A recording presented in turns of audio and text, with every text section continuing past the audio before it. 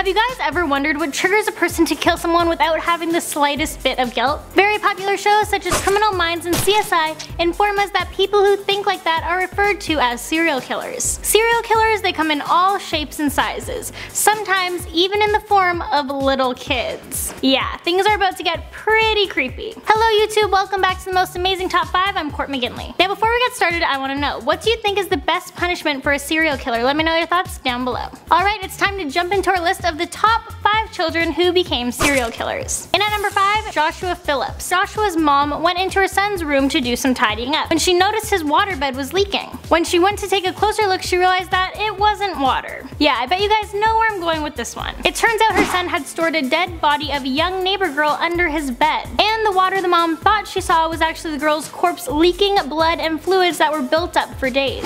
Joshua said that the initial injuries were just an accident, but nonetheless, Joshua was convicted and is still in prison to this day. Since he was under 16 during the time of the trial, he was able to escape the death penalty. In at number 4, Graham Young. As a teen, Graham was very interested in the concept of poison and he wanted to see what would happen if someone actually consumed some. So he began performing experiments on his unsuspected family members. His stepmother ended up dying from complications related to the poison tea Graham had been giving her. It soon became a well-known fact that Graham was obsessed with violence and poison, so when he ended up confessing to the murder, his family wasn't very surprised. He ended up being sent to a mental institution where he was diagnosed as a schizophrenic. He was later released in 1970, but clearly he wasn't well because he began to poison his coworkers. He ended up dying 20 years later in 1990. Later, a film inspired by Graham and his obsession with poisoning others came out called A Young Poisoner's Handbook. And at number 3, Jesse Pomeroy. Jesse is the youngest person to be convicted of a first-degree murder in Massachusetts. Growing up, he was always getting in fights and attacking the other boys. However, when he was 14, things took a turn for the worst, when a young girl went missing and her body was later found in an ash heap in Jesse's mother's shop. Also, a 4-year-old boy was found mutilated by him as well.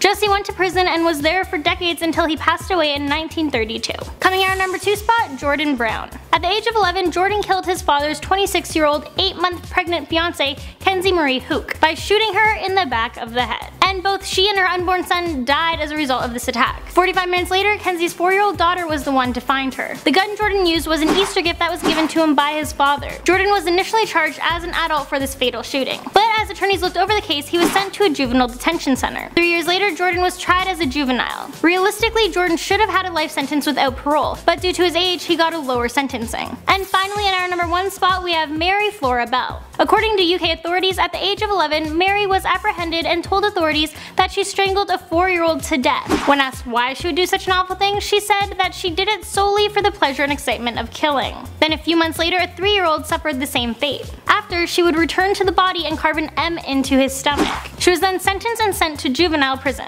Years later, in 1980, at the age of 23, Mary Bell was released from prison under a new identity. 4 years later, she had a daughter. She later went on to win a court case to protect her privacy and her daughters, keeping their identity anonymous. So currently right now, she would be around 60 years old, and she could be anywhere. She could currently be your elderly next door neighbor and you wouldn't even know it. There you have it, the top 5 children who became serial killers. My name's Courtney McGinley, thank you so much for watching. Don't forget to hit that subscribe button and feel free to follow me on Instagram at Court McGinley. Bye guys!